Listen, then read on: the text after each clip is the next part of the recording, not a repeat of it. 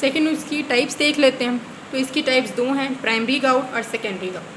Primary gout जो है वो प्यूरिन मेटाबॉलिज्म के अंदर डिसऑर्डर, अगर कोई किसी तरह से जो कोई एंजाइम डेफिशिएंट हो जाए तो उसकी वजह से प्राइमरी गाउट। और सेकेंडरी गाउट है तो किसी और डिजीज़ से रिलेटेड सिम्टम आ जाते हैं, मतलब कोई और सिंड्रोम होता है और उससे रिलेटेड उसकी वजह से ये वाले गाउट वाले सिम्टम्स आ जाते हैं। तो पहले प्राइमरी गाउट देख लेते हैं। प्राइमरी गाउट के अंदर पहले PRPP सिंथेटेज एंजाइम की एक्टिविटी अगर बढ़ जाए, अगर PRPP सिंथेटेज एंजाइम की एक्टिविटी बढ़ जाएगी तो PRPP का लेवल बॉडी के अंदर बढ़ जाएगा, ज़्यादा सिंथेसाइज होगा। PRPP का लेवल अगर बॉडी के अंदर बढ़ जाएगा तो इसकी वजह से डी नोवो सिंथेसिस का पूरा प्रोसेस आगे ज़्यादा बढ़ जाएगा, जिसकी अगर सिंथेसिस ज़्यादा होगी तो डिग्रेडेशन भी ज़्यादा होगी। इसका मतलब है यूरिक एसिड का लेवल भी बढ़ जाएगा।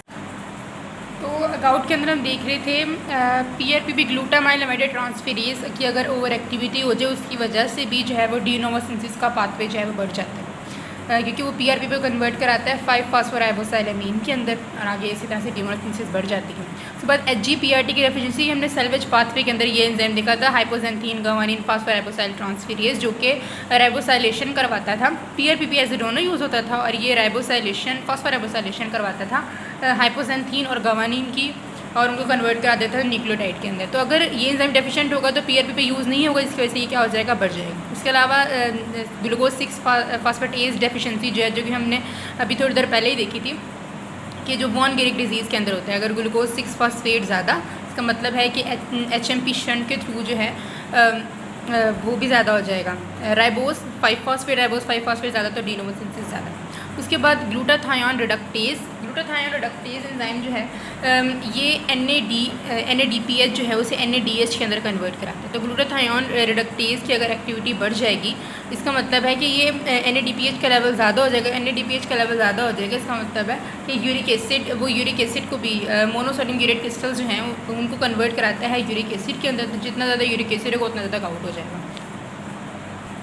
इसके बाद आ जाता है सेकेंडरी गाउट। सेकेंडरी गाउट जो है वो यूजली एसोशिएटेड होता है दूसरे मेटाबॉलिक सिंड्रोम्स के साथ, जैसे कि कैंसर है और रीनल फेलियर है, ये वाले सिंड्रोम, और सेकेंडली अल्कोहल यूसेज के साथ भी।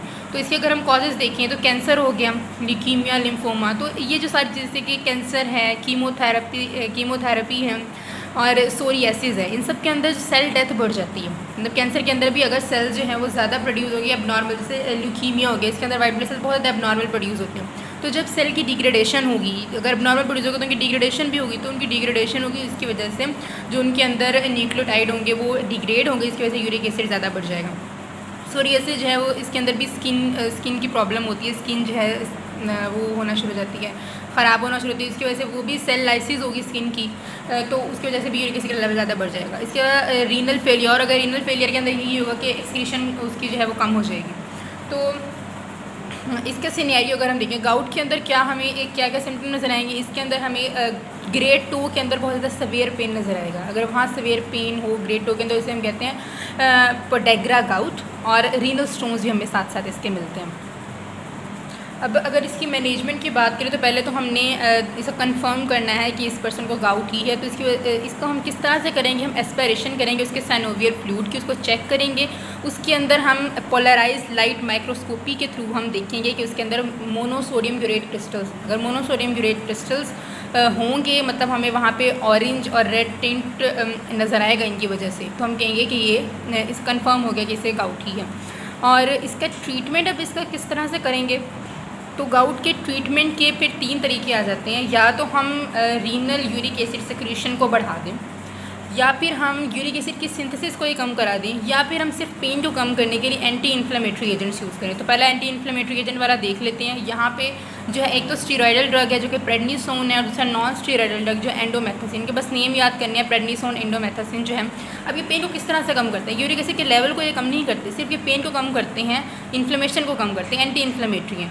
ये जो है न्यूट्रोफिल की इफेक्टेड एरिया, मतलब जो इफेक्टेड जॉइंट है उसकी तरफ न्यूट्रोफिल की जो मूवमेंट है उसको कम कर देते हैं, जिसकी वजह से न्यूट्रोफिल नहीं आएंगे, इन्फ्लेमेशन नहीं होगी, तो पेन नहीं होगी। दूसरा जो है वो रीनल सक्रीशन को जो बढ़ाते हैं, यूरिक एसिड के सक्रीशन को, वो सल्फिनाइल पैराजोन एक ड्रग है, वो यूज़ होती है, तो वो जो यूरिक एसिड की सेक्रेशन को यूरिन के थ्रू जो है वो ज़्यादा कर देती है। और जो तीसरा है वो यूरिक एसिड की सिंथेसिस को कैसे बढ़ाया जाता है। पहले यूरिक एसिड की सिंथेसिस को कम कैसे किया जाता है। एलोपेरानोल हमने पहले भी यूज़ की थी एलिशनहान सिंड्रोम के अंदर भी यूरिक एसिड के लेवल कम करने के लिए।